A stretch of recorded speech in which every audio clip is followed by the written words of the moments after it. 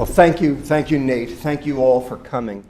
Thank you very much for the invitation to come. First of all, it's wonderful to come back to Cambridge after 35 years down at that party school down the road, where every time the word Harvard came up, it was to actually be standing here. But even more bizarrely, to be talking to a bunch of lawyers. I can't think of the last time a lawyer needed a doctor. It just doesn't exist. So I'm very, very delighted to talk to you. There is a little bit of science, because ultimately science should drive policy. I have done my absolute level best to try to simplify the science as much as I possibly can, and to try to focus on sort of the outflow of what that science means. Because ultimately science should drive policy, but then the politics get in the way. Can everyone hear me all right? No problem? Good. So I will try to take you through what I, as a non-lawyer, would construct as a legal argument for societal intervention in our current obesity debacle. Right now, everybody's still in personal responsibility mode. It's your fault. Basically, if you say to people, eat less, exercise more, you're in that mode. Because the corollary to that is, it's your fault. Because you choose what you put in your mouth, you choose whether you get on the treadmill, it's your fault. And ultimately, that is not just not effective, but it's actually hurtful. Because nobody chooses to be obese. Nobody, especially not any children. And that's who I take care of. And they taught me this very clearly. So I want to teach that to you. This is a global pandemic. You think all of a sudden everybody in the world just became gluttons and sloths all at the same time? Get with the program. Okay? I'm going to try to explain to you what's going on, how we got here, and how the science actually dictates what the policy should be, or what the changes should be. So first of all, I have no disclosures. I am not the mouthpiece of any organization. Okay, nobody's putting me up to this, certainly not the food industry. All right, this is the past. This is 10 years ago, 2001. 6 million kids are seriously overweight. With all of the information, with all of the media attention, with all of the attention addressing this issue, with Michelle Obama and her White House garden, and everything else that's gone on in the last 10 years, we are now at 20 million. Here's the present. Currently, there are 30% more obese people in the world than malnourished people. So much so that the UN Secretary General, 1 month ago today, declared that non-communicable disease, that is, diabetes, heart disease, obesity, cancer, Alzheimer's disease, is now a bigger threat to the entire world, developed and developing, than is infectious disease. This is a huge paradigm shift. We still got AIDS. And this is what they said. This is where we are today. Okay? 366 million diabetics in 2011. 5% of the world population. It eats the whole healthcare budget. Lock, stock, and barrel. There's no money for anything else. And you all know it because you all pay a 50% premium on your insurance coverage for obesity, whether you're obese or not. And here's the future. Experts predict 165 million Americans will be obese by 2030. That's half the population. Half of us will be diabetic in 20 years. 100 million Americans will have diabetes by 2050. Sorry, I'm sorry, half will be obese. Sorry, 100 million, that'll be a third, will be diabetic. Are you okay with this? You think this is personal responsibility? You think that's what we are? You think we just watch too much TV? You think we just, spend all of our time with our BlackBerries? You think we just, go to McDonald's? 7% of everybody in the country goes to McDonald's at least once a day. The entire southeast of America goes to McDonald's once a day. Do you know why? Nope. Try again. Come on. Why? It's clean and air conditioned. That's pretty sad. Okay? That's why. I lived in Memphis, Tennessee. I'm telling you, that's why. Okay. Here's that UN Secretary General comment. Non-communicable disease is now a bigger problem than acute infectious disease. And they plan to target tobacco, alcohol, and diet. Well, tobacco and alcohol, well, that makes sense. Everybody gets that. But diet, what are we going to do about diet? What about diet? We're going to combat total calories. We're going to combat fat. If you believe our USDA, that's what we should combat. How about red meat? Here at Harvard School of Public Health, they just said that red meat was a significant contributor to the diabetes epidemic. We're going to do red meat. How about dairy? The China study says it's the dairy that does this. Or how about carbohydrate? I think all of these are wrong. I think none of these make sense. What I think we should target is here. Okay, now, who still have this article? Anybody? April 17th, 2011. If you want, I'll send you the PDF of it. Okay? It's very artistic, you know, the monolith, you know, of the sugar cube. Okay, might as well be cocaine, and indeed, for very good reason, and we'll explain why. The criteria for policy intervention with any given thing that you put in your mouth, or that, for that matter, just what you smoke, tobacco and alcohol, are these 4 criteria. You have to be able to satisfy these 4 criteria in order to institute a policy intervention. Unavoidability, toxicity, abuse, and externalities. And what I mean by that is, how does your tobacco use affect me? How does your alcohol use affect me? And I'm going to make the case that sugar follows every single one of these, and that's why we should be talking about this instead. So let's start with unavoidability. So yeah, we're all eating more. Agreed. 187 calories more in adult men than 25 years ago. 335 calories a day more in adult women than 25 years ago. 275 calories more in teen boys than 25 years ago. Sure, we're all eating more. No argument. Well, what are we eating more of? Anybody know? Is it the fat? USDA would tell you it's the fat, except for one thing. It ain't the fat. 5 grams, 45 calories, it's a wash. Here's the secular trend in specific food intake over this period of time, and here are the fats right here. Whole milk, way down. Meat and cheese up very slightly, milk, desserts. Bottom line, it's a wash, and that's what the data says. We are not eating more fat. In fact, as a percent of calories from fat, because the USDA, the AMA, and the AHA remanded us back in the early 1980s to cut our consumption of fat from 40 to 30%. Guess what? We've done it. And our obesity and metabolic syndrome prevalence, that's the conglomeration of the diseases, diabetes, obesity, hypertension, dyslipidemia, and cardiovascular disease, has gone through the friggin' roof on no change in fat. Ain't the fat, people. Get off it. So what is it? Well, it's the carbohydrate. 228 calories, 57 grams. Here's the carbohydrate on that slide. All of them way up. That's what's changed. The carbohydrate. Anybody talking about restricting carbohydrate? Not at all. And which carbohydrate? Well, the one beverages, right? 41% increase in soft drinks, 35% increase in fruit drinks, fruit aids. And here's the stuff. In America, it's this stuff right here. You've all heard of it. High fructose corn syrup, HFCS, the most demonized food additive known to man, right? 63 pounds per person per year here in the US. The current users around the world are us, Canada, Japan, where it was invented, and also very limited exposure in parts of Europe. The rest of the world doesn't have high fructose corn syrup. They keep it out for various reasons, mostly economic, because they grow sugar. Well, here's the stuff, high fructose corn syrup. 1 glucose, over here, this is a glucose, 6-membered ring. 1 fructose, 5-membered ring. Glucose is not very sweet. Glucose is not very interesting. You see anybody running around chugging Karo syrup?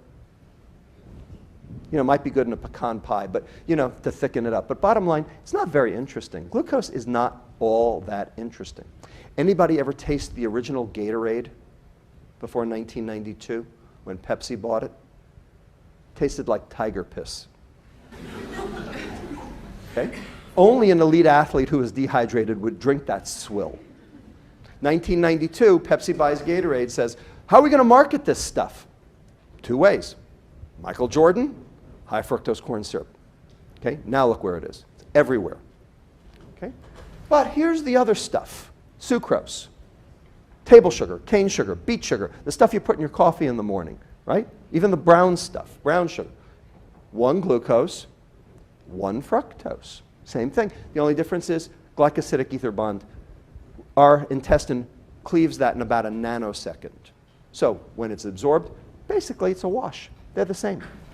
So high fructose corn syrup and sucrose are no different from each other.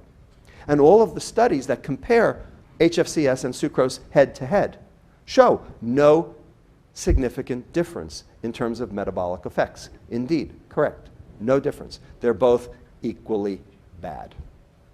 They're both equally, you ready? Say it, poison. I'm going to show you why.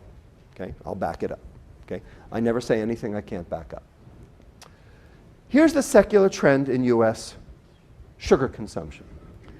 Getting our fructose out of the ground in fruits and vegetables, our ancestors consumed about 15 grams of fructose a day. With the nascent candy and soft drink industries prior to World War II, we got to about 20 grams of fructose, so double for sugar, okay, per day. By 1977, before the onslaught of high fructose corn syrup in America, we got up to about 37 grams a day, or 8% of our total caloric intake. By 1994, we're up to 55 grams a day, or 10% of our total caloric intake. And currently, adolescents, median, 75 grams a day, or 12% of our total caloric intake, and 25% consume 100 grams of fructose per day, double for sugar. That's 200 grams of sugar multiplied by 4.1 calories per gram. So they are consuming 820 calories in sugar for a normal caloric allotment of 2,000 calories a day. That's 40% of calories as sugar. The question is that okay? Can you do that? Can your liver handle that? Can you handle that? Does it have any downstream consequences to do that? That's the question that the scientists have to answer. And I'm going to answer it for you. Here's a meta-analysis of soft drink consumption and obesity done by Kelly Brownell's group and Jennifer Pomerantz from the Rudd Center. We'll talk about this probably tomorrow as well. 88 cross-sectional and longitudinal studies regressing soft drink consumption against energy intake, body weight, milk and calcium intake, adequate nutrition. Bottom line, it's a disaster.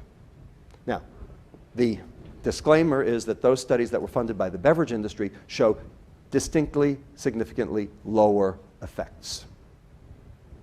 Take it for what you will. How about the interventional side? These are all correlational, and correlation is not causation. If they teach you anything in law school, they have to teach you that, right? Right? You got to show cause. So let's show cause. That we have to look at mechanism. We have to look at interventional studies. So what happens if you take the soft drinks out of the schools? This is the first study done by James et al., the Christchurch fizzy drink study in the UK. And here are the intervention schools, and you'll notice that when they take the soft drinks out of the schools, the obesity prevalence remains flat. Whereas if they leave them in, the obesity prevalence keeps going up. So that's a little bit of causation right there. Here's a whole bunch of successful diets. Probably many of you in this room have probably been on one of these at one time or another in your life. Okay? There are a lot of different things on this list, and they're all successful in one person or another for some reason. We got the Atkins diet, it's all fat, no carb. We got the Japanese diet, it's all carb, no fat. We got the Ornish diet, we got the low glycemic index diet, we got a whole bunch of diets, and they all work. How can it possibly be that they all work, except that they don't, right? Because if they work, there'd only be one, right? There's two things that every single diet on this list adheres to, and here they are. Low sugar, high fiber. That's the only diet that you need for every one of you. It's called Eat Real Food. And if you eat real food, everything else takes care of itself. It did for 5 million years, and it will again. That's all you have to do. Food processing is the enemy here. That's what we're really talking about. When you process food, you do two things. You put the sugar in for palatability, and you take the fiber out for shelf life. It works for them. It increases sales, it decreases depreciation. Problem is, it doesn't work for us because it's a biochemical mismatch between what our guts and our livers do with the food and what's in it to cause this disaster that we call non-communicable disease, obesity, diabetes, etc. And I will show you it. How did we get here? So this is the perfect storm created from 3 political winds that basically blew all at the same time to create this veritable tsunami. It's actually 4 political winds. The first one, which is not on this slide, is 1959. What happened in 1959? Castro. 57 was Sputnik. Castro happened. Okay? We used to get our sugar from Cuba. And in 1959, we didn't. Okay? And that's what started the Florida sugar industry, the Fanjul brothers, okay? Who are now the most powerful people in all of America. If you watch the movie The 1%, it will tell you that while President Clinton was on the phone dealing with the Monica Lewinsky dress issue, he was on the phone with the Fanjul brothers, guaranteeing them that there would be no tariffs on sugar. I actually worked with one of them. Did you? Yeah. What do you think? Huh? Sorry? At a mortgage company in Miami. Really? Yeah. What do you think? She was very nice. Was she? She married into them. Okay. Oh, all right. Well, yeah, because she wasn't one of them. She married to the mob, right? So, after that, sugar became an issue. So, in 1973, Richard Nixon told his Secretary of Agriculture, Earl Rusty Butz, love that name, that sugar should be taken off the presidential table, the table for political elections. That changing food prices was a problem in terms of political unrest. Indeed, that's true. In fact, if you look at this slide, this is from Time magazine just this year, called Hungry World. What it is it's color-coded global, each country color-coded on the basis of percent GDP spent on food. So here we are, the cheapest, 7% of our GDP on food. Here's the UK at 9%, and here's Australia at 11%. We are the 3 fattest nations in the world, right there. And that's why, because food is cheap. Take a look at the ones in purple. Greater than 36% of GDP spent on food. They're all in revolution today. Nixon had it right. Indeed, altering food prices causes regime change. Everybody remember what happened 3 years ago in Thailand? We decided here in America to go ahead and take our corn crop and divert it to ethanol. It changed the rice prices in Thailand and caused the rice riots in Thailand, and they ended up deposing their administration, their prime minister. Now, he probably deserved to be deposed, but that's a different question. Second political wind, the advent of high fructose corn syrup. Invented in 1966 in Japan, Takasaki at Saga Medical School in Japan, introduced to the American market in 1975.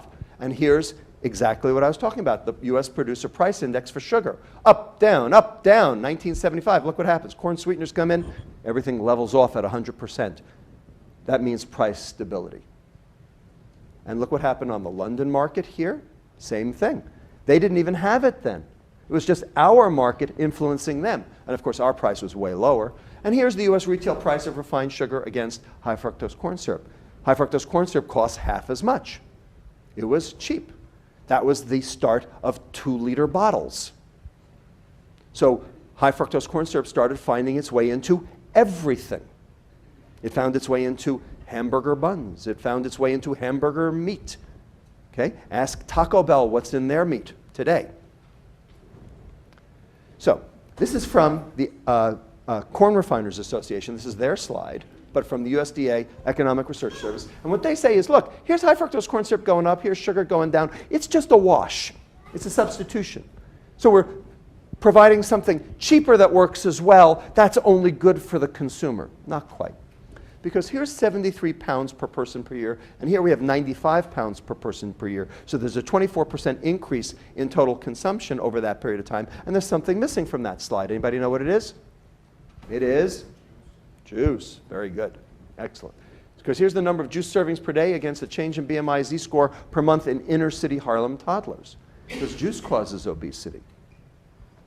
Okay? And juice wasn't on that slide. So let's add juice back. Here's juice, and here's most fructose items. We're right now at 140 pounds per year of sugar. 7 ounces per day for every man, woman, and child in America. That's where we are today. The question is that okay? Can you handle it? Can your liver handle it? Does it cause illness? Is there a limit? Have we gone over the limit?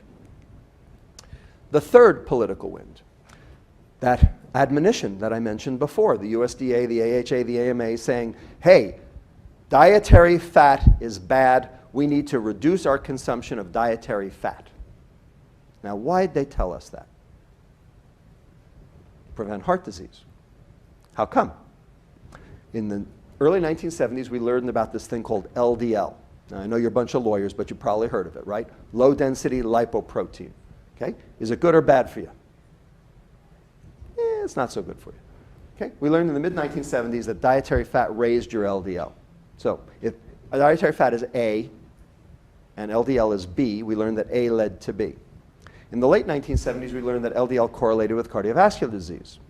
So let's call cardiovascular disease C. So if A leads to B and B leads to C, then A must lead to C. Therefore, no A, no C. No dietary fat, no heart disease. This was the logic. Now, this is Harvard Law School. Somebody here must see the fallacious logic here. Yes? No? Come, please. Or I'm going to start thinking that the guys down at MIT are a little smarter than you. Number one, A could lead to B, but B could lead to D, E, F, G, H, and I, never come back to C. That's one. And number two, the contrapositive of an argument is no C, no A, not no A, no C. It's the other way around. Okay? So this doesn't even make sense at a logic level, never mind a policy level. But that's what we did. This is how we got there. Here are 2 books. Okay? The first one over here on the right, a guy by the name of John Yudkin, a British physiologist, nutritionist, physician, wrote this book called Pure, White, and Deadly in 1972 about sugar and about the sugar epidemic that he saw in Britain. It is a brilliant prophecy. I suggest anybody interested in food law should read this book. It's hard to find. And over here, we have the 7 countries study by Ansel Keys. Anybody heard of him? Minnesota epidemiologist. And his goal was to prove that dietary fat caused cardiovascular disease. That's what he wanted to prove. Here's his data. 7 countries: Japan, Italy, England and Wales, Australia, Canada, the US. Here's percent calories from fat, coronary disease here. Looks pretty good. Except for one thing, 2 things. Number one, it wasn't the 7 country study. It was the 22 countries study. Here are the 22. All of a sudden, it doesn't look quite as good. And here are the outliers that he didn't put in at all. The Maasai, the Inuit, the Rendili, the Tokelau, indigenous tribes eat nothing but fat, no carbohydrate, and they have the lowest heart disease. The Inuit didn't know heart disease. They ate whale blubber. They didn't have cancer. They didn't have heart disease. They didn't have anything. They were enormously healthy. No carbohydrate, all fat. Dietary fat, all of a sudden, doesn't look so good. Okay? And finally, Italy, Japan. How much sugar do they eat? Japan didn't know what sugar was until we brought it to them after World War II. And Italy, aside from the occasional gelato, which is really there for us, okay, you look at the typical Italian diet, the Mediterranean diet, there ain't no sugar there, because Italy never had a sugar island. The French had Guadeloupe and Martinique. The British had Barbados, because they had a lot of tea they had to cut. Okay? The Italians had nothing. So there isn't a lot of sugar in the Italian diet. So here is from Keyes' own work, page 262 of the 7-country study, and I'll just read it to you. The fact that the incidence rate of coronary heart disease was significantly correlated with the average percentage of calories from sucrose, sugar, in the diet was explained by the intercorrelation of sucrose with saturated fat. In other words, donuts. Partial correlation analysis shows that with saturated fat constant, there was no significant correlation between dietary sucrose and the incidence of coronary heart disease. Now, you are a bunch of lawyers. You don't necessarily know about multivariate linear regression analyses. Or maybe you do, I don't know. Do they teach you that? They ought to teach you that. Because what that is the way of pulling out the truth from a complex conglomeration of crap. When you do this kind of analysis, what you have to do is you have to hold one thing constant and show that one thing changes. And then when you switch it, and you hold the other thing constant, and you show that now this other thing doesn't work anymore. You see that for fat? He held fat constant and showed sucrose didn't work. Do you see him holding sucrose constant and shows that fat doesn't work? He didn't do it. He did not do that. Why didn't he do that? I don't know. He's dead. I can't ask him. Okay? But I think that is kind of important. We based 30 years of nutrition policy in this country and really around the world on this.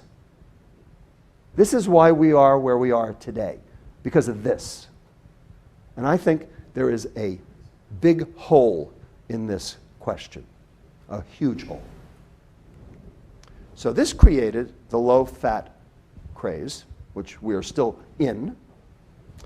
The content of low-fat, home-cooked food can be adjusted. You can add fat or not to food you make yourself, your choice.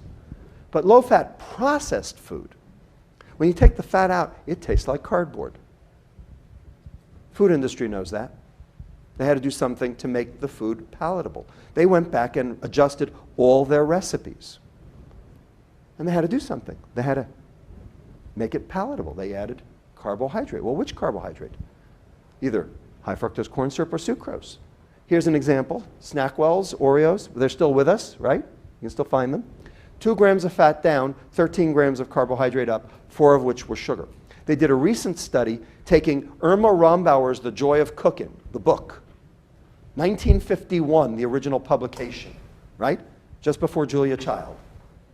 Okay? And they took that book from 1951 and they compared recipes, ounce for ounce, against the same recipes from Irma Rombauer's Joy of Cooking today. 250 calories per recipe higher today. Carbohydrate and sugar. We have been fructosylated. San Francisco Unified School District program. This is my kid, my second grader, Miriam Lustig, brought this home when she was 7 years old and said, "Dad, you're not going to believe this." So here's Berkeley Farms 1% low-fat milk right over here. 130 calories, 15 grams of sugar. That's lactose, milk sugar, which is perfectly fine, nothing wrong with that.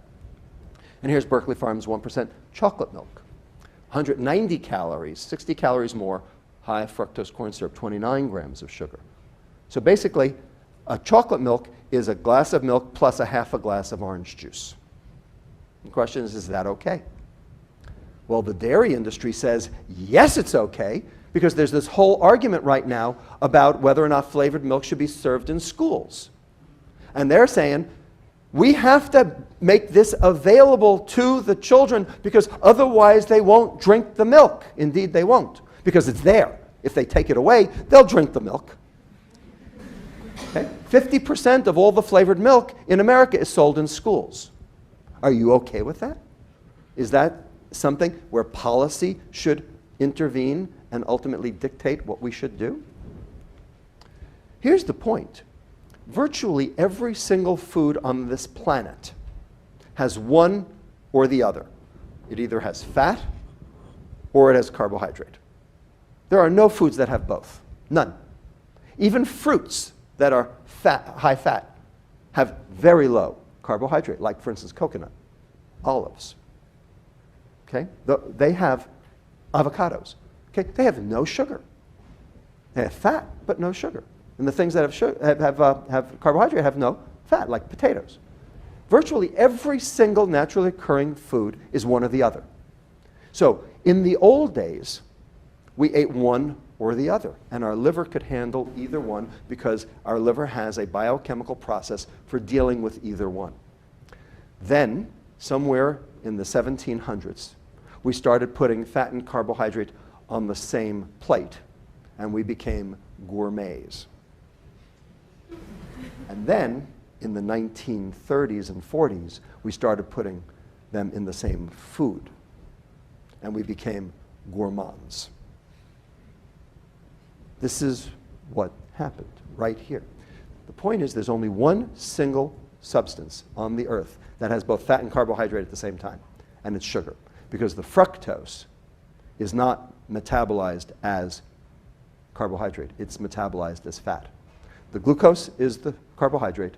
The fructose is the fat. So sugar is both at the same time. And that's a problem. And that's why this is where I think we need to focus our attention. So, as I said, I think we've had our entire food supply adulterated right under our noses. Addition of fructose for palatability, and ostensibly as a browning agent, right? Because the food browns better. Anybody make barbecue ribs? You paint it with the, right, with the honey barbecue sauce, right? Makes it brown nicely. Well, that's called the Maillard reaction. That's the same reaction that causes hemoglobin A1C in diabetics, and it causes blood vessels to harden, and it's part of the aging process. So if you had dessert this evening, your arteries are hardening as we speak. Think about it. And also the removal of fiber. Why? For shelf life and for freezing, because you can't freeze fiber. Go home tonight, take an orange, put it in your freezer, leave it overnight, take it out next day, put it on the counter, thaw it, try to eat it, see what you get. Turns to mush. How come? Because the ice crystals that form inside the cell wall macerate the cell wall so severely that when you thaw it, all the water rushes in, turns it to crap. You would never eat that. Food industry knows that. So what do? They squeeze it and freeze it. Lasts forever. Makes it cheap. No depreciation. Make money. So, good for them. Not so good for us.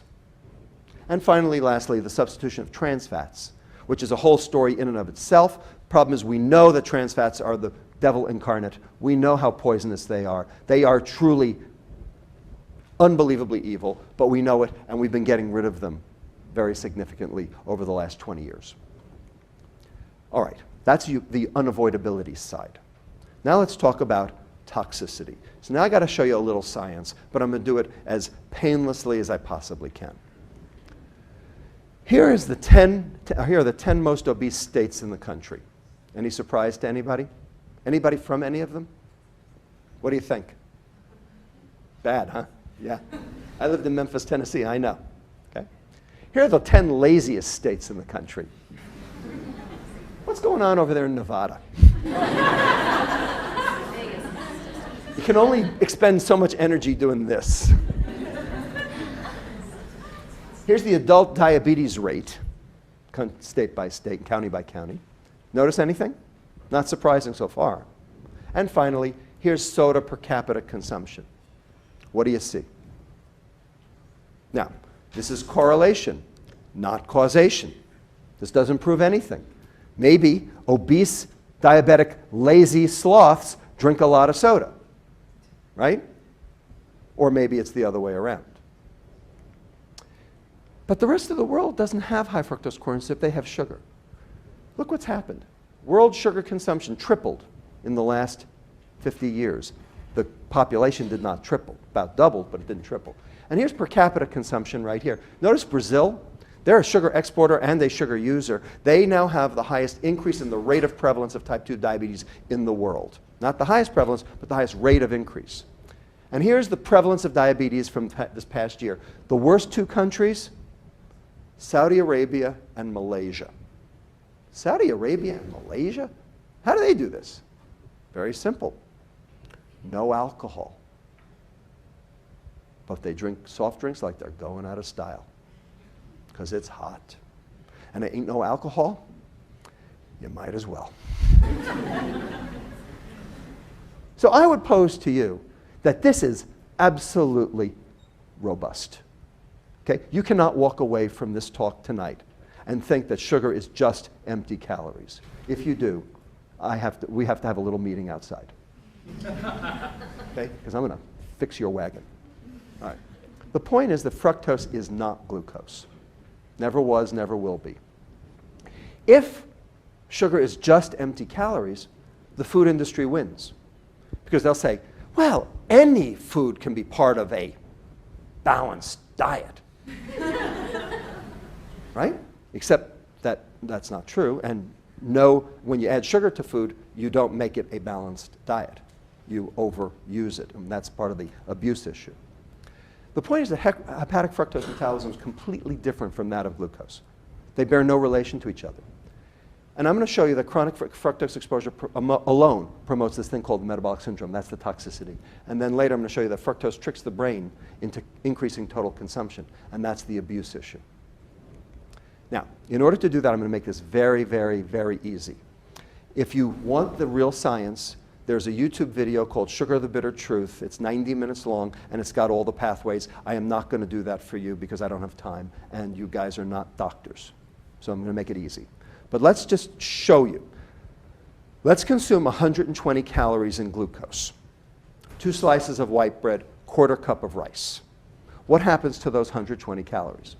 80% of them, or 96 calories, will be metabolized by all the organs in the body because every organ can metabolize glucose. Every organism on the planet can metabolize glucose. Glucose is the energy of life.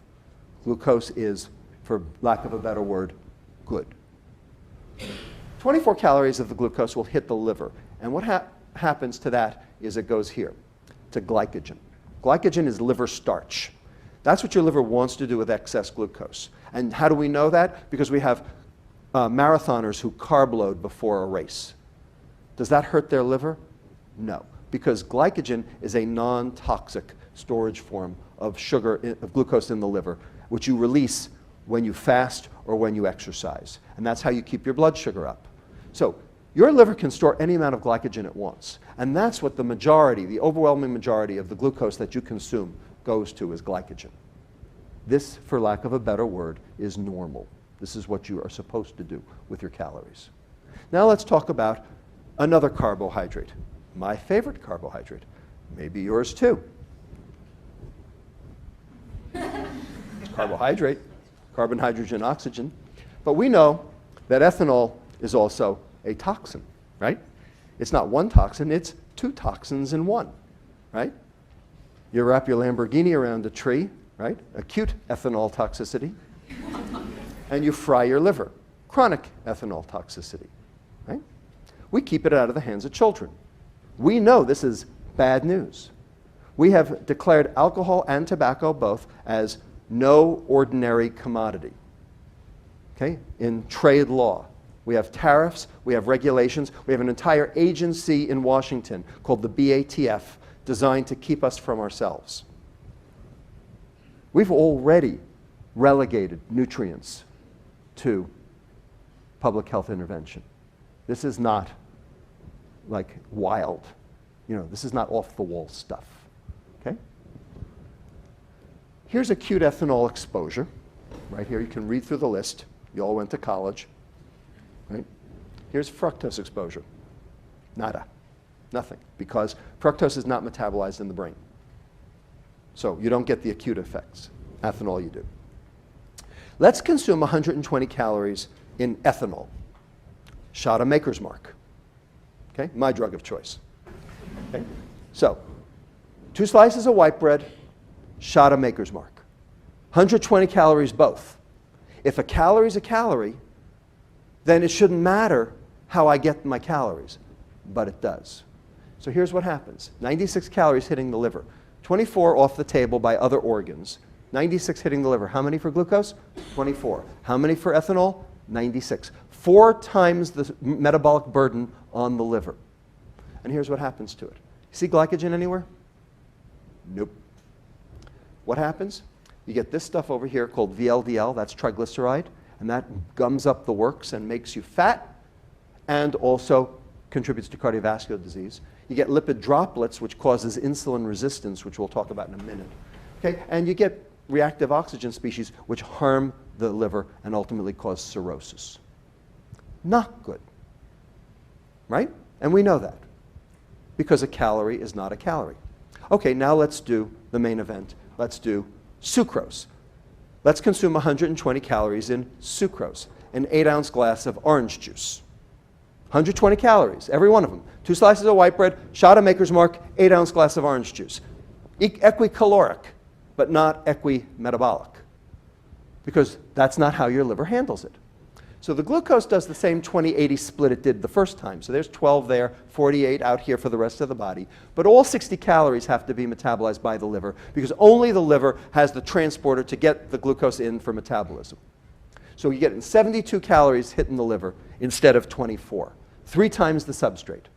And I just told you, that metabolic burden is therefore greater on your liver because of it. And here's what happens. See glycogen?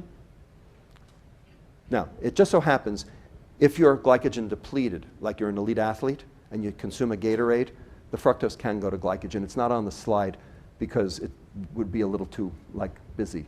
It's not busy enough for you? Okay? I don't need you to look at all this stuff. All I need you to notice is that there's no glycogen, and you get the VLDL, you get the lipid droplet, and you get the inflammation, and you get this thing called insulin resistance, dyslipidemia, muscle insulin resistance, hypertension, obesity, and we'll talk about in the abuse part, when the insulin goes up, it prevents the brain from seeing the satiety signal and causes you to consume more what? More fructose. So what you have here is a positive feedback cycle between fructose consumption, the liver, the pancreas, and the brain to promote both metabolic disease and continued consumption, toxicity, and ultimately abuse. Not so good. Here's chronic ethanol exposure. Here's chronic fructose exposure, 8 out of 12, because that's how your liver handles it. And it shouldn't surprise anybody in the room that that's the case, because after all, where do you get ethanol from? Fermentation of fructose. It's called wine. We do it in Napa and Sonoma every day. Right? That's where you get it from, fermentation of sugar. So the big difference between ethanol and fructose is that for ethanol, the yeast does the first step of metabolism. For fructose, we do our own first step. But after that, when they hit the mitochondria, that part down at the bottom, they're the same. And they cause the same diseases for the same reasons. So what's the difference? Over here, we got a can of Coke. Over here, we got a can of beer. 150 calories both, slightly different formulation. Bottom line, when you do the math, the number of calories reaching the liver are exactly the same. No difference. So in America, we have this thing called beer belly. Well, guess what? In America, we also have something called soda belly. And that's what we suffer from. And that's what Saudi Arabia suffers from. And that's what Malaysia suffers from. In fact, that's what the entire world suffers from today. There are 4 foodstuffs that do this thing, that ignore glycogen, go straight to the mitochondria, and cause disease. They are trans fats, but we know about that, and they're going down. Branched chain amino acids. So this is a little science. Leucine, isoleucine, valine, they are amino acids in proteins. The only place you can get them is in your diet. They correlate with metabolic syndrome in adults. And it turns out that they go straight to the mitochondria without a glycogen pop-off. Alcohol and fructose. By the way, where you get branched chain amino acids from? Corn-fed beef. So bottom line, here are these 4 things, and they all share these 3 properties. The liver is the only site for energy metabolism. They're not insulin regulated, and there's no glycogen pop-off, and the mitochondria get overwhelmed.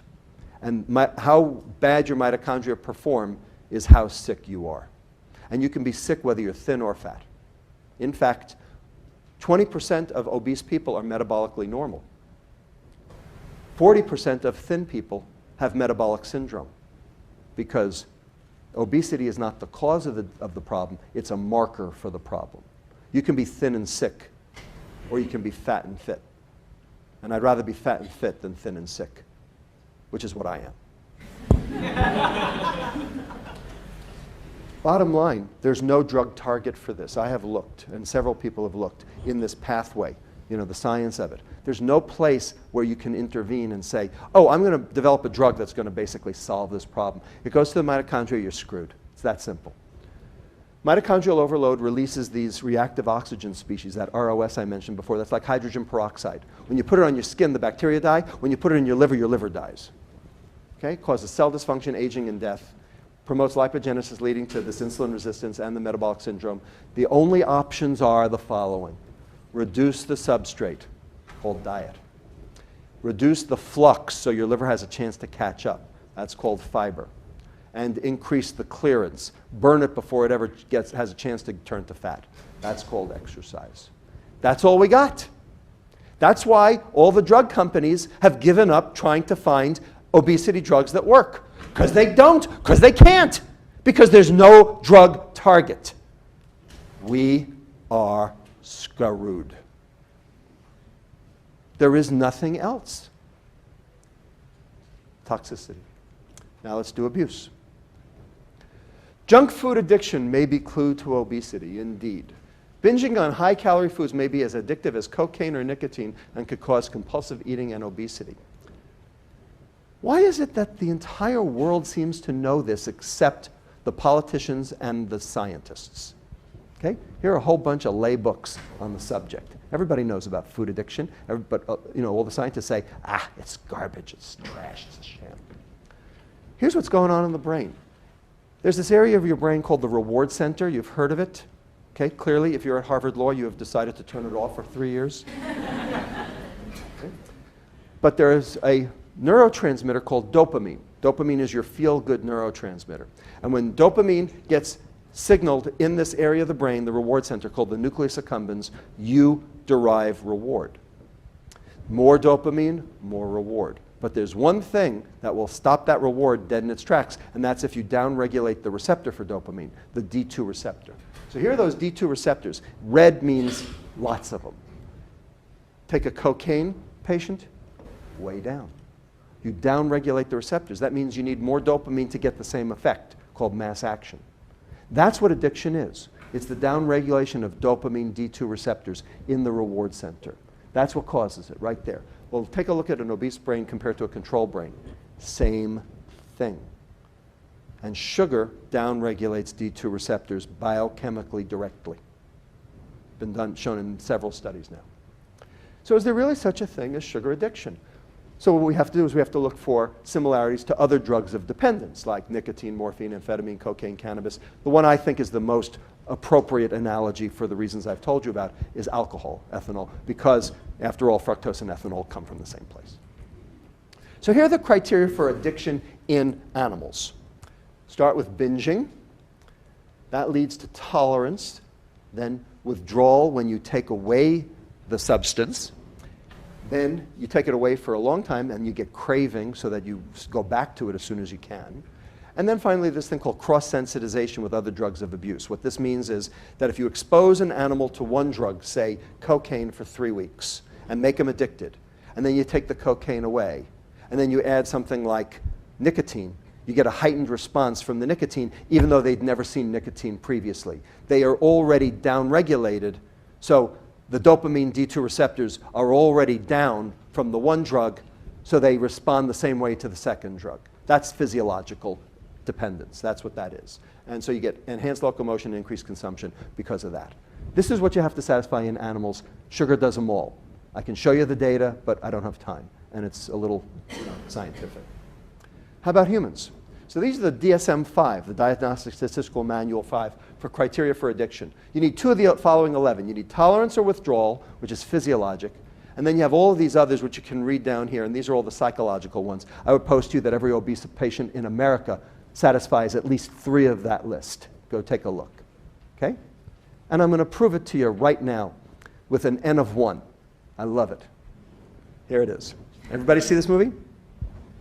Okay? As far as I'm concerned, if second graders learn nothing about nutrition except what was in this movie, that would be good enough. Okay? This should be mandatory. You want to talk about law? Let's have everybody watch this. Okay? I'm going to show you a 20-second clip from Super Size Me. This is on day 18 of Morgan Spurlock's adventure in McDonald's. Okay, ready? Here we go. I was feeling bad in the car, feeling like shit, really. I was feeling really, really sick and unhappy. Started eating, feel great, feel really good now.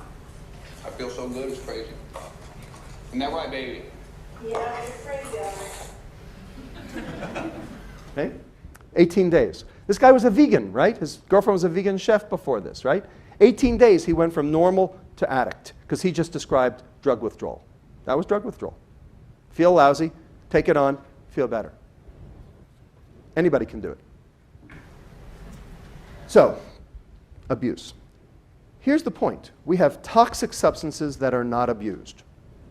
Iron, vitamin D, pseudoephedrine, unless you turn it into crystal meth, then it's abused. We have abused substances that are not toxic, like caffeine and nicotine. The nicotine is not specifically toxic. It's the tars that go with the nicotine that are toxic, right? That's why cigarettes are so bad. It's not the nicotine. We sell Nicorette gum, right? Do you need a prescription for Nicorette gum? No, because no one cares if you get hooked on Nicorette gum. We care if you get hooked on cigarettes, okay? So we have toxic substances that are not abused, and we have abused substances that are not toxic. No one cares. But when you put them together, when they're toxic substances that are abused also, like morphine, amphetamine, cocaine, cannabis, ethanol, and sugar, now we care. Because what you get now is a vicious cycle of consumption and disease, which ultimately has negative societal consequences. And that's what we choose to regulate. And that's what we've done. Educational efforts alone have never fixed any substance of abuse. Did Nancy Reagan's just say no work? Finally, the last of the 4 criteria that we have to prove. Externalities. How does your obesity affect me? Everybody assumes it's your deal, not mine, but not so. So societal intervention requires externalities. If you're going to do public health, it has to be because what you do makes a difference to me.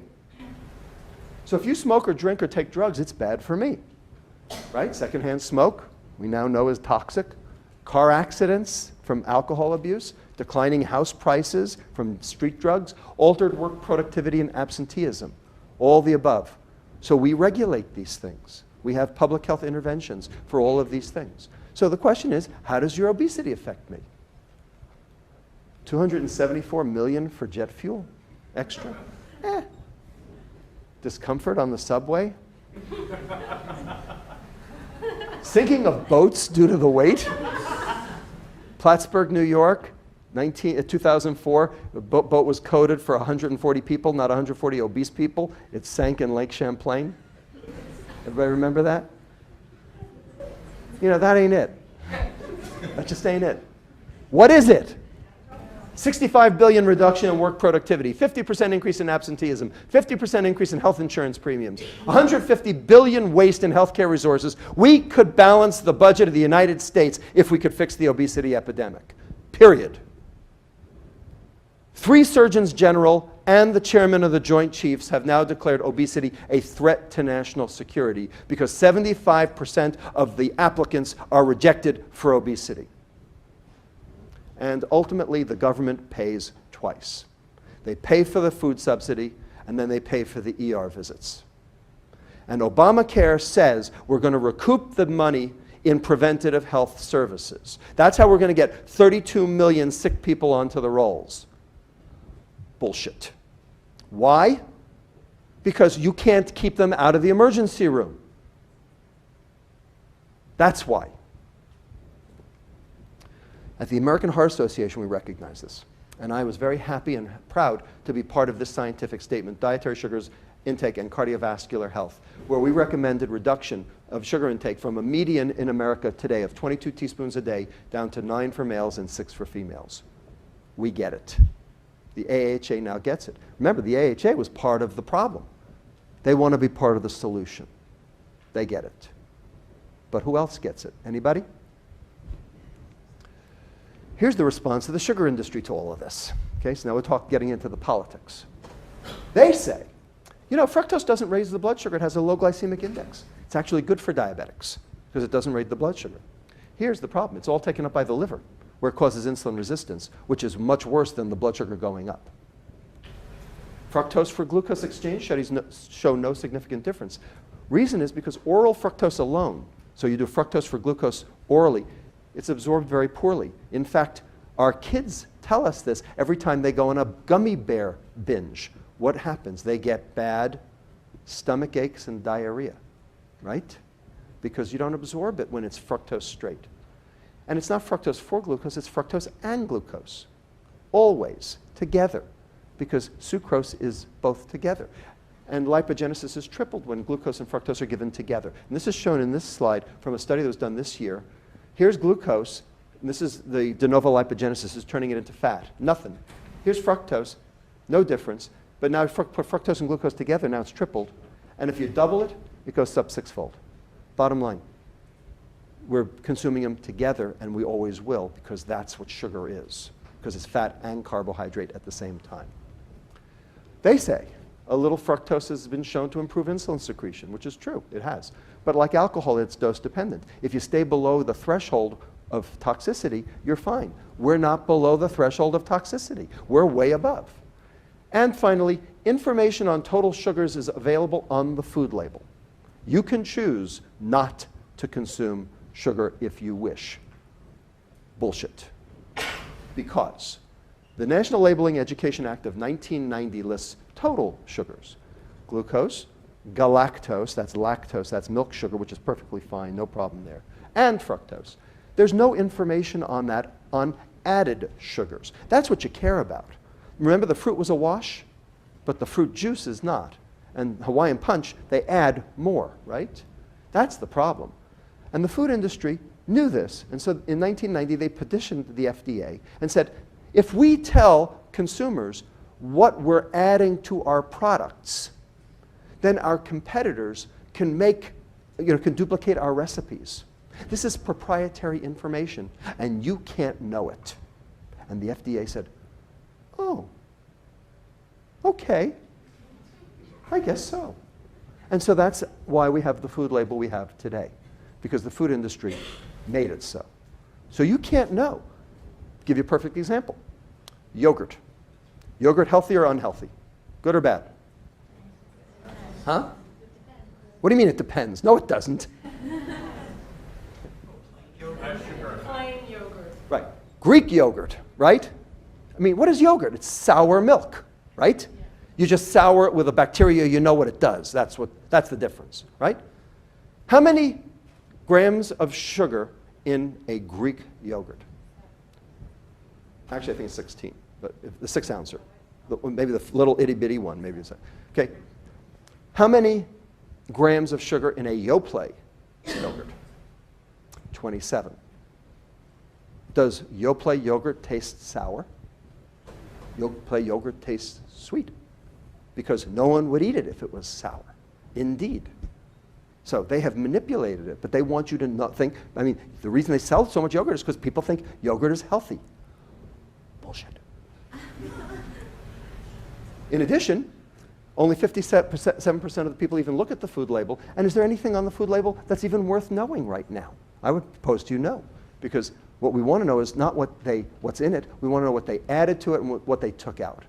That's what we want to know, because all food is inherently good until you process it. And that's what we should be working on, but we're not. Last thing, regulation is tantamount to the nanny state. How many times have you heard that? The nanny state. I would pose to you that we have the nanny state right now, because we've already been told what to eat. And because of the limitation in choice and access, we have no choice but to eat it. So I would pose to you that I'm actually trying to reverse the nanny state, the other way around. Okay? Finally, who's winning the war? Here we have the S&P 500. And here's the economic downturn of 2008 right here. And here's McDonald's, Coke, and Pepsi doing just fine, thank you. Indeed, if you want to make money, invest in a food company. And here's General Mills, ConAgra, Hormel, Kraft, Procter & Gamble, all above the S&P. Because this is their gravy train, this is their juggernaut. they have figured out when they got rid of the fat and added the sugar, they sold more food.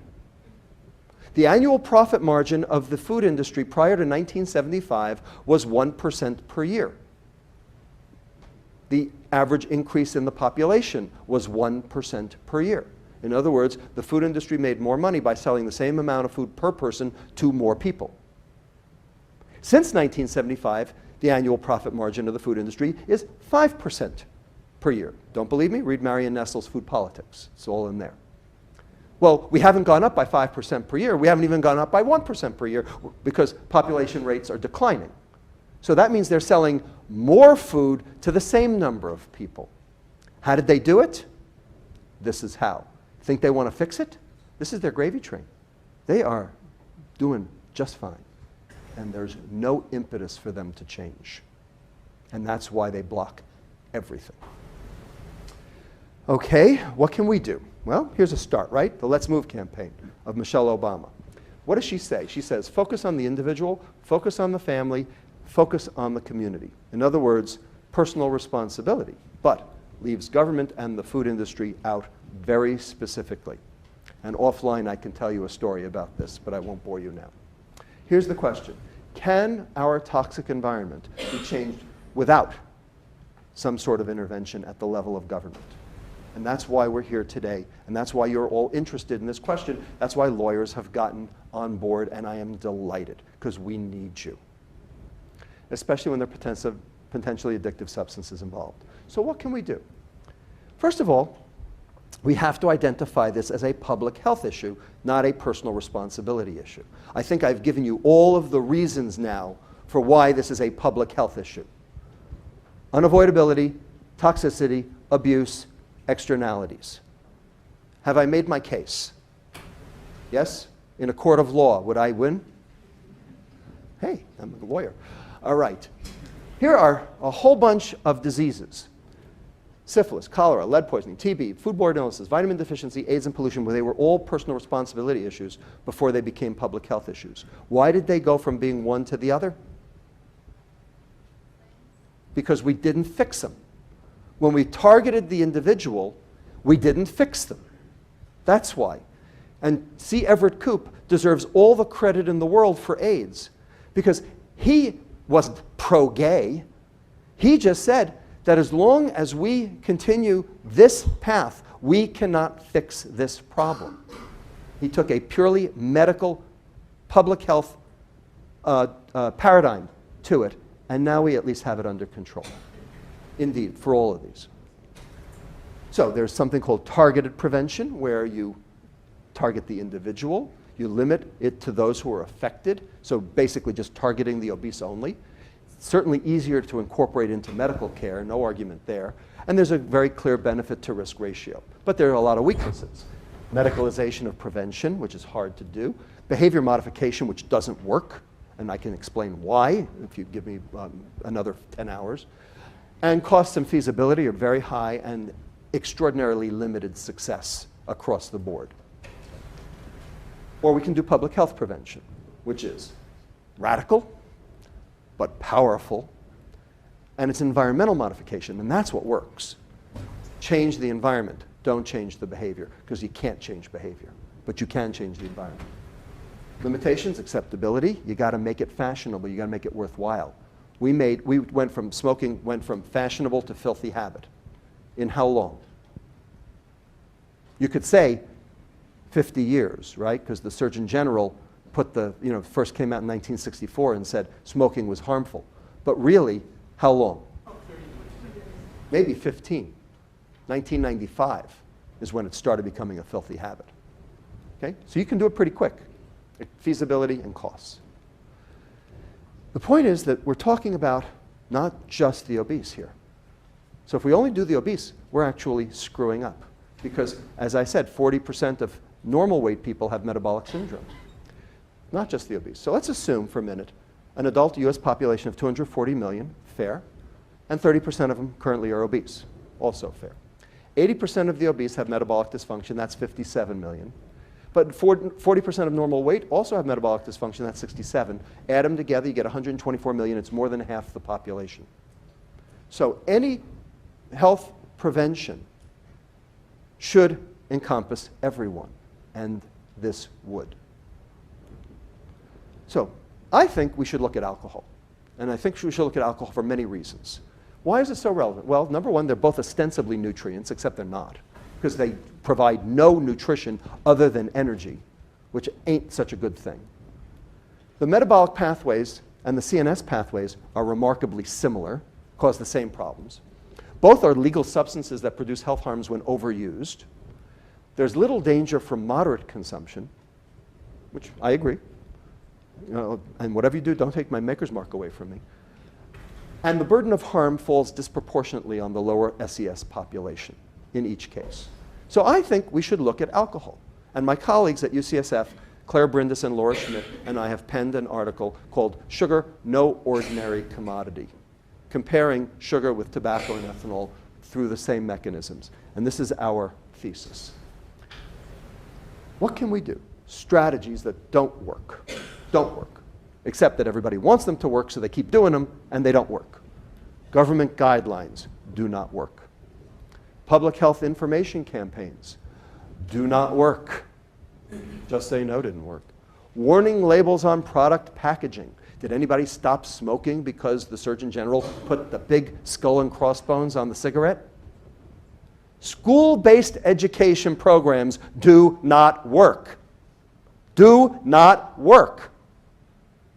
I'll say it again. Do not work! But people just keep saying that's what we have to do. They don't work. Menu labeling, that's the most recent one, right? So let's look at menu labeling for a moment. Here's the New York City menu labeling study that came about in 2008 when we got Michael Bloomberg to agree that the New York City Department of Public Health demanded that all chain restaurants post their menu labels. So this is the adult study. Lunchtime purchases at several fast food chains at 2007 and 2009, before and after. It's cross-sectional, so we're comparing historically, so it's not perfect. Mean calories did not change. 3 major chains showed very small decrease of 50 calories per. 15% of the respondents said they reported using the calorie information. Those that did purchased 106 fewer calories. But the mean calories did not change. So could menu labeling work for the very well-informed, for the minority of patients? Maybe. Is it a good thing to do? Well, it's certainly not a bad thing to do. But you got to menu label right. What should we menu label for? Total calories? How about sugar? Not there. How about fiber? Not there. What do we label for? Total calories, fat, and salt. Garbage. Here's the children study. 349 children, ages 1 to 17, 69% of them accompanied by a parent. So you can see that a lot of kids are going to McDonald's by themselves. So you think they're going to get anything except what their id tells them to do? 90% from lower SES groups. No statistically significant differences in calories purchased before or after labeling. 35% ate fast food 6 or more times per week. 57% reported noticing the labels. Only 9% reported considering the labels. 72% reported that taste was the most important issue. Duh. So, menu labeling, garbage. Strategies that might work. Controls on advertising and marketing. That's a big one. Counter-advertising campaigns. Anybody see the New York City Department of Health ad, man drinking fat? Boy, I wouldn't drink a soda after that. It's on YouTube, anybody who wants it. Just put man drinking fat. It's the grossest 30 seconds on YouTube, and it is very good. What? Man eating sugar is good. Yeah, man eating. And industry self-regulation. Can industry self-regulate? Yes, no? What do you think? In Istanbul in 2007, 52 European health ministers got together and agreed to cease marketing junk foods to children. Think we can do that here? The head of Nestle is quoted in the papers as saying, he said, things have gone very well this last decade, except for 2 troubling trends. 1, the traffic light diet, and number 2, all this issue about marketing to children. That's his problem. That's what he sees as a problem, is that we're talking about marketing to children. Duh. In Los Angeles in 2007 at a childhood obesity conference, I approached Federal Communications Director Deborah Taylor Tate under George W. Bush and said, I thought this was a problem. This had already occurred, and I said, what are we going to do about it in America? And she said, I expect the food industry to police itself. Right. The Corn Refiners Association has rebranded high fructose corn syrup as corn sugar. Now, they asked the FDA for approval. The FDA did not give it, but the ads are on TV anyway. In Santa Clara and San Francisco last year, we instituted the toy ban for Happy Meals. And I was part of that, and I will take credit. Thank you. Question, are the toys coercive? You can buy the toy separately. You just can't buy it as part of the meal. So it's not like you can't get the toy. If the parent wants the kid to have the toy, they can have the toy. You just can't have it as part of the meal. What do you think? Is a toy ban, is putting the toy in with the Happy Meal good or not? What do you think? And finally, there is a campaign to retire Ronald. It's gaining some steam. Now, let's get to the meat of the matter, and we'll close with this. Strategies that are likely to work. Government agency action. Okay? The question is, does the government have the appetite for this? Pricing strategies. That's where taxation comes in. Control at the point of sales, restriction, changing the environment. And finally, bundling strategies, where you put things together to make them work. Government agency action. The chances that Congress will regulate the food industry in any way, shape, or form are zero. How come? One reason. Iowa. The first presidential caucus. Do you think for even a minute that any politician wants to piss off Iowa? Why can't the Farm Bill subsidize real food instead of food ingredients? No reason, except that that's what they do right now. And we tried to do something about this in 2008. We're very unsuccessful. It'll come around again in the 5 years. Maybe we'll have more success. I don't know. This is interesting. The US Department of Agriculture does not have a dietary reference intake for sugar. Everything else we have a lower and an upper limit, and we're supposed to stay under it. For sugar, there's nothing. There's nothing said. 5 months ago, I was at a meeting at the Culinary Institute of America in San Antonio called Healthy Flavors, Healthy Kids. I like to call it Little Horror of Salad Bars, because that's what they're going to do. They're going to basically put a salad bar in every school in the country. That's the way we're going to get the kids their fruits and vegetables. One of the speakers at the meeting was a guy by the name of Sam Cass. Anybody ever heard of Sam Cass? He is Michelle Obama's personal chef. He is also Michelle Obama's point person to her obesity task force. And I got up and I said, Mr. Cass, can you explain to me why there is no DRI for sugar? And he said, why would you need a DRI for something that is not a nutrient? I still haven't figured that one out yet. But that's where things, there's no appetite for this at the White House. How about the food stamp program? Everybody know what happened? There was just an editorial in JAMA from Kelly Brownell, from David Ludwig, and Kelly, right, and Kelly. Mayor Bloomberg tried to remove soft drinks from the food stamp program. Good or bad idea? Great idea. Fantastic idea. Brilliant. Targeted, made sense at every level. USDA blocked it. Said not enough information. Several other states have also applied, by the way, so we may see this again. Point is, why is the USDA in charge of this? This is the fox in charge of the hen house. What is the USDA's job? It is to sell food. It's also to protect the food supply, and that includes protecting the food supply from people like me. Bottom line, 25% of our exports are food. What do you think would happen if all of a sudden the USDA came out and said, all that sugar we've been putting in all the processed food that we've been shipping all around the world for the past 30 years, it really isn't so good for you. What happened when that one downer cow went from Canada to Washington State? It wasn't even our frigging cow. That was the end of meat sales to Britain and South Korea for 2 years. Okay, it wasn't even our cow. Right? So the USDA don't want to go there. They want nothing to do with this because this can interfere with progress, business, etc. But there is an organization that could be the linchpin in changing the way things work in America. It's called the FDA. Now, the FDA has a checkered history, to say the least, especially around food items. But look what they did with tobacco.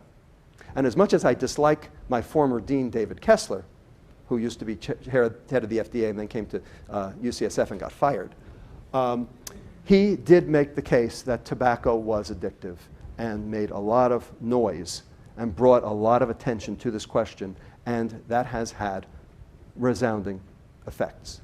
The FDA and the European Food Safety Administration could influence the court of public opinion. They could. They could help make sugar less appealing. Cigarettes went from fashion to filthy habit in just a few years. The FDA needs to do two things. They need to revisit the National Labeling Education Act. To me, this is a no-brainer. Not to do it just makes no sense at all.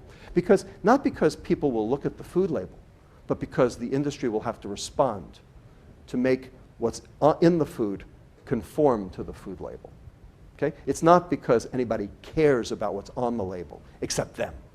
That's the reason. Okay? Instead of total contents, I think we should talk about the degree of processing, what was added and what was taken away. And that would make a lot more sense because all food is inherently valuable. It's only when you process it that you get into trouble. So let's talk about the degree of processing of a food on the shelf instead of what's in the box itself. And the FDA could re-examine their last missive on the toxicity of sugar in 1986. Right now we have this thing called GRAS, G-R-A-S, generally regarded as safe. And there are a lot of things on there that are really, really questionable. Everybody take a look at it. Very important for lawyers. Okay? Generally regarded as safe. There are a lot of problems with this document, quite a few. Here are some of them. The consumption is based on 1978 surveys before high fructose corn syrup really made an appearance. So they're on a lot lower level. The mean consumption of all sugars was 53 grams, so half of that was fructose. So we're talking about 27 grams average. Right now, where are we? We're at 75. The 90th percentile was 104 for sugar, so divide by 2 for fructose. So the 90th percentile was just above the threshold at 50. There's no data on excessive consumption whatsoever in that document. There's no data on high fructose corn syrup in that document. And fruit juice was considered fruit. The problem is when you take the fiber out, it's just sugar. But they didn't even add it to the sugars. Fiber was just a waste product. So I think this needs to be re-explored. One problem. The White House and the FDA are not interested today. So you could say, well, let's tax it so we can generate money so that we can throw money at, First Five or 5210 or, getting parks for kids and all that. And that's okay, except it's not going to change consumption. Why will it not change consumption if we make every can of soda a dime more? Shouldn't that change consumption? Yes, no? Come on, you're lawyers. Still the cheapest option. Damn right. Exactly right. The price elasticity around a can of soda is about 50 times. It costs about 2 cents to make it. They sell it for $1. So if we all of a sudden said, okay, let's make the can of soda $1.10, what do you think the food industry, the beverage industry would do? They'll make it 90 cents. It'll still be $1. And then they'll say, see, it didn't work. They're still making money hand over fist. Larger taxes are needed to reduce consumption. Roland Sturm, an economist at the Rand Corporation, estimates that we would have to double the price of a can of soda to actually reduce consumption. But if we're trying to reduce chronic disease, we have to reduce consumption because there is no drug target. We have to reduce consumption. Okay? And this is what we did with tobacco and ethanol. We basically put taxes through the roof to make it hard to get and hard to afford. Bundling. We can modify behavior through pricing. For instance, the Nordic countries subsidize low alcohol beer and tax the hell out of high alcohol spirits. Okay? Anybody ever been to Denmark? Great place, right? Wonderful, except for one thing. They're all out on cafes, on the square, right? On the Stroget, right? Except they're all drinking one Carlsberg a night. That's all there is, okay? They can't afford more, okay? And they certainly can't afford any hard spirits. Okay? They subsidize the low alcohol spirits, and all of the liquor stores in all the Nordic countries are state-owned. So the price is the same everywhere, so they control the price. We could discount diet soda and tax sugared soda in order to get the fructose down. Now, I'm not suggesting in any way, shape, or form that diet soda is good, but I do know that sugared soda is bad. Okay, and I don't know if this would really help or not. Finally, the iron law of alcohol policy says that reducing the availability of alcohol will reduce alcohol consumption. It has to. There's no choice but for it to.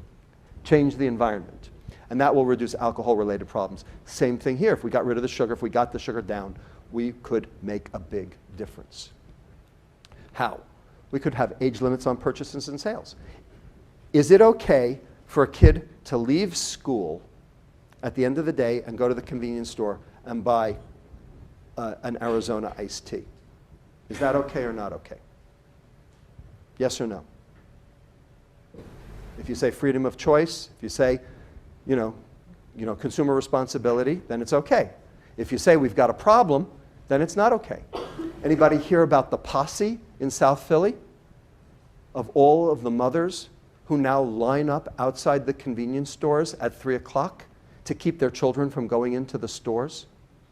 How about that? I am so proud of them. I am so proud of them. They get it. They got it. Licensing and zoning controls. Why is there a convenience store within 500 feet of a school? And there's a convenience store within 500 feet of every school in the United States. Why? Because kids are a target. Is it okay for kids to be a target? Yes, no? Use that permits control of operations. We could even say, all right, you can sell the soda. You just can't sell it between 2 and 5 p.m. when the kids are coming and going from school.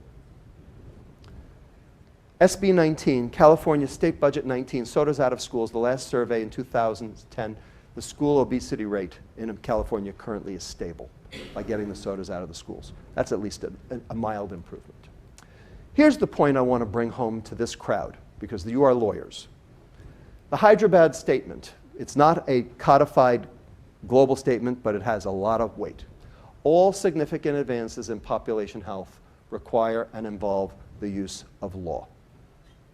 We have 3 branches of government. We have the executive branch. They've abdicated. We have the legislative branch. They've abdicated. All we have left is you. You have to help us. And that's why I'm so glad to be here, to explain this, so that you get that there's real science, there's real policy, and there's real law that has to be brought to bear on this. And I hope you will help us over the course of the next several decades to get America back to where it belongs. With that, there is further reading that I can send to Nate and Kristen and anybody else if you want to read about these things.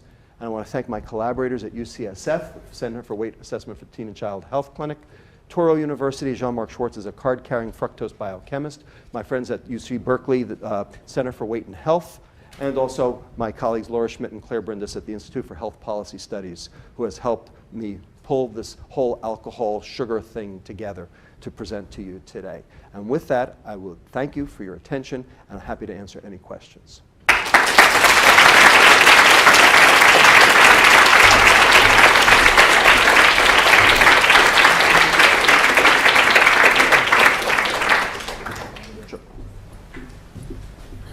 Hi, so if everyone could look in front of you and look at the mics, and there's little buttons next to the mics, and if you want to ask a question, please press the button so the audio, so we can, first of all, so Dr. Lustig can hear you, and second of all, so it'll be captured on the audio. Thanks.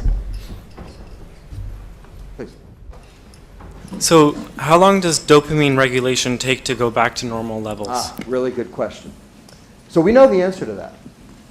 It takes 3 weeks to go cold turkey. Dopamine receptors start going up during those 3 weeks, but the craving keeps going for 5 years. Now, why that occurs, if the dopamine receptors are up or not, is not clear.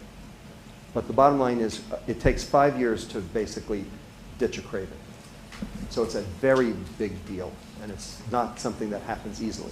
The other thing is, for alcohol, tobacco, and all those street drugs, we have this thing, personal intervention called rehab, right? We have personal intervention, rehab. We have societal intervention, with laws. For sugar, we got nothing. So should we have something called sugar rehab? Maybe. Would that be something that would be worthwhile? The problem is when you do rehab for the other substances of abuse, you stay away from them. How are you going to stay away from sugar in our society? You'll go right back to it.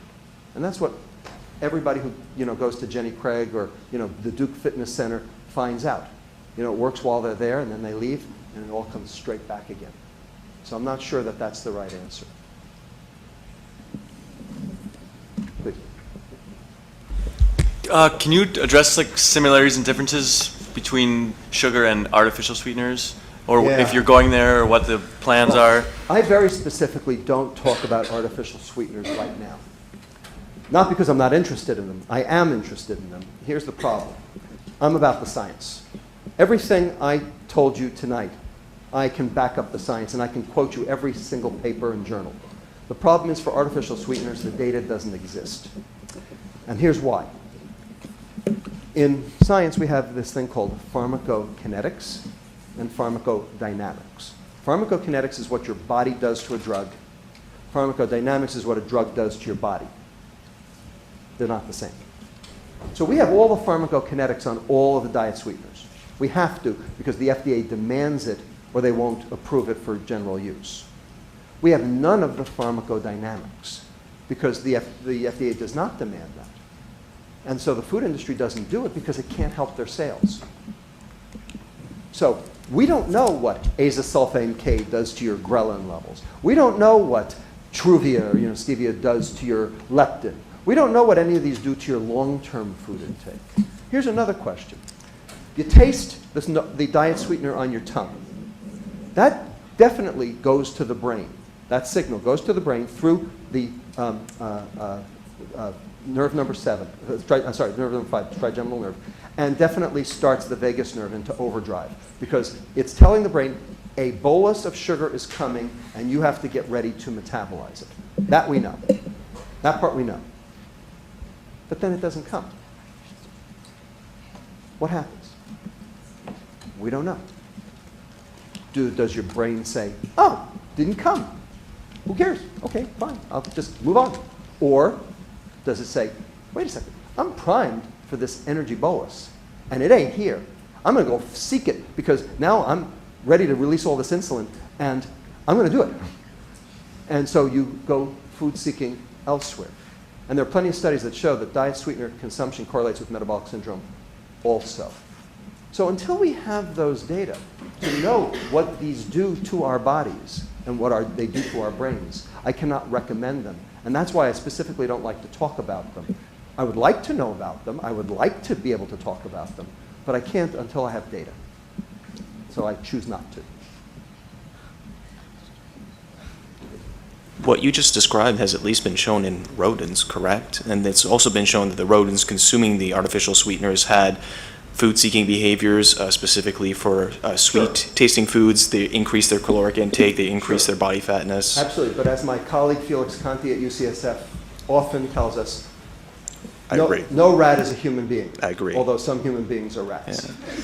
Yeah. They have also been shown to change the makeup of the gut microbiota in human beings. Yes. Yes. So there's a whole bunch of things we need to know what they mean before we can say, oh, this is an appropriate intervention. It's good to substitute this. I can't say that yet. So I choose not to, and I stay on firm ground by not. Please. So if you have a choice of, say, drinking a soda and fruit juice, can you summarize why the soda is worse than the fruit Actually, juice? the fruit juice is worse. Calorie for calorie, gram for gram, the fruit juice is worse. Why?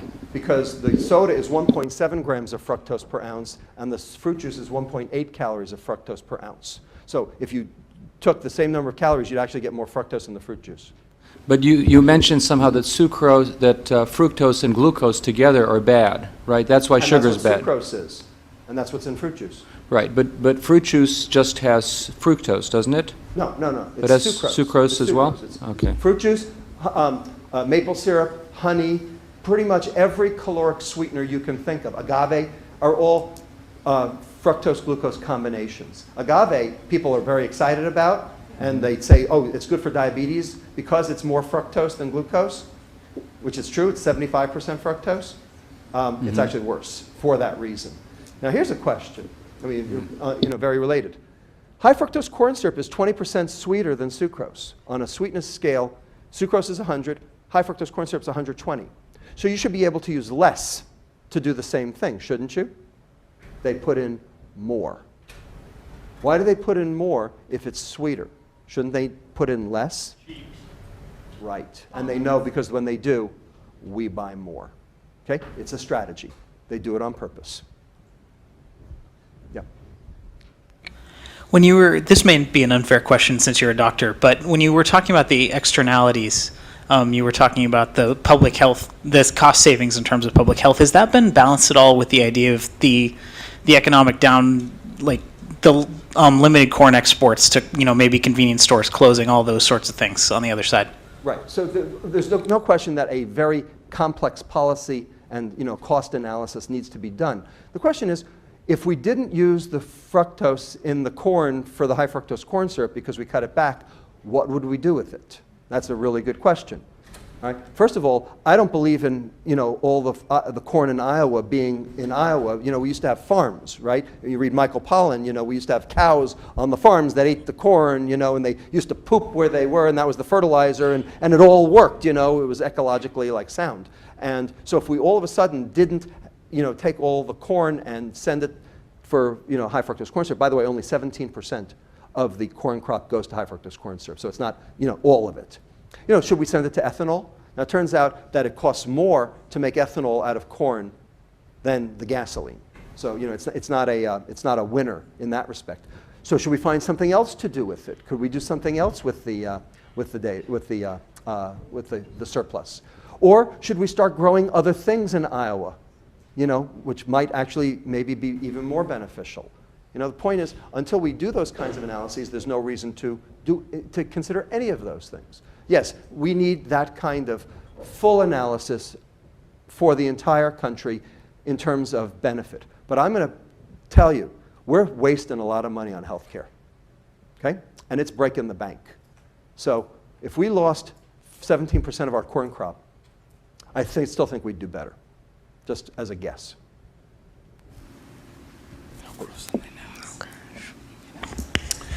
Yes, thank you very much for your good work.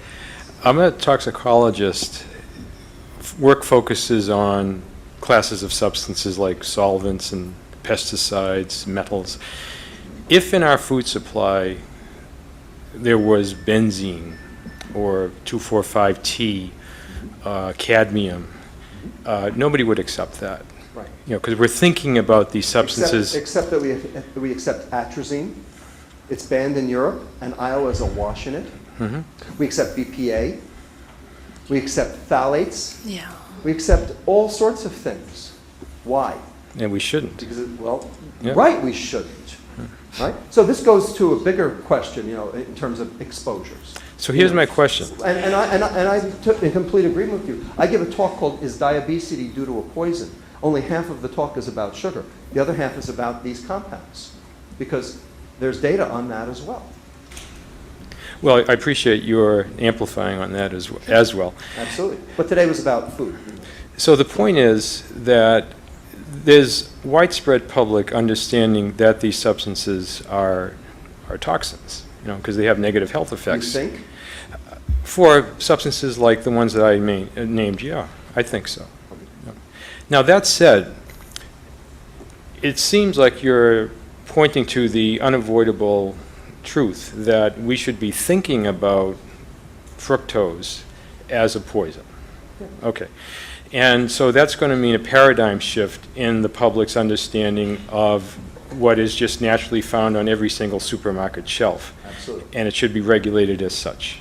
Absolutely. Now, what I'm trying to get my head around is when you look at EPA's attempt to regulate the gas that we exhale when we respire, namely carbon dioxide, as a model, which I'm sure you've thought about. So that's my question to you. What do you think about the FDA's potential to regulate the substance that you're focusing on against the backdrop of EPA's trying to regulate CO2? Look, the bottom line is, we can't regulate those things, not because we can't, but because we've chosen not to. Okay? EPA would like to regulate those things, and they've been told by other agencies within the federal government that that's not acceptable, that hurts somebody, some other agency, and usually there's money involved. The question is, if it's about the money, fine, say it. Say it's about the money. Say, you're all on your own, your health is in your own hands, good luck to you. Then stop paying for emergency room visits, okay? And you deal with the insurance company, and if you don't like the insurance company's premiums, your problem, and stop underwriting Medicare and Medi-Cal and, and Medicaid and everything else, and you're on your own. Privatize the whole damn thing. Yeah. And let everybody make their own decisions. And if you die, you die. That's a way to do it. You know what? That's the way the Soviet Union does it, or did do it. We have this thing called public health. We sort of care about one another. We sort of care about what we do to one another. That's a different philosophy. It's a different phenomenology. If we care, then what I've told you about today is the first place to start caring. The problem is the money gets in the way, because there are a lot of people making a lot of money off this the way it is. And I'm trying to bring some attention to it.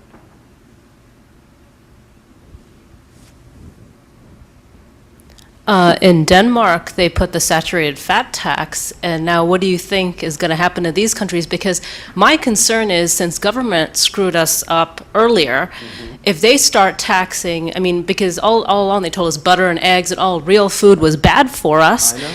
And everything that came out of a packaged box was heart-healthy labels, like Cocoa Puffs is okay, but obviously Fruit Loops is okay, whatever. But my concern is actually involving the government more, that they're going to add fuel to the fire. They'll just start taxing real food instead of, fake food. I mean, already in Farmageddon and all these various movies, they've attacked small organic farmers. They've attacked real food, raw milk, whatnot. And I mean, I almost wonder that we should just get the government out of it, and it's going to have to be a public awareness thing. And you know what? And that would be fine with me too. And that would be just great with me. In fact, I would love that. So here's the question. Does subsidization of food make sense? No. At all. No economist worth their salt believes in food subsidies. They said, let the market do its work. The only economists who believe in food subsidies are those who work for the federal government, because they're told to. Okay? And that's an across the board. So that would be a great thing to do, is don't subsidize anything. And let every private concern, whether it be an organic farmer up through ConAgra, just deal with the market and listen to the whims of the market. And that would be fine with me too. That's a great way to do it. And in terms of the Denmark saturated fat tax, that's a disaster. That's a complete, I mean, they just haven't got, I don't know, they didn't get the memo.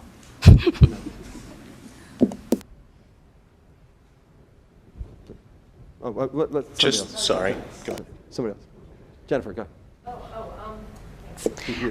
Actually, when you were comparing the chronic ethanol use and chronic fructose, why didn't you check malnutrition? Because micronutrient dilution does occur after a diet high in added sugar. Absolutely. The data is very inconsistent on this. Bottom line is, if you're consuming a lot of sugar drinks, that means you're not getting dairy, you're not getting a whole bunch of other things, you're not getting the micronutrients. And we actually think that the micronutrient malnutrition is what causes the cirrhosis in the non-alcoholic fatty liver disease. Problem is, the data is not strong, it's weak. So I don't want to talk about data I'm not as positive of. But I actually think that that's correct. And the talk was long enough. Any other questions? All right, well, thank you so much for staying. It's been a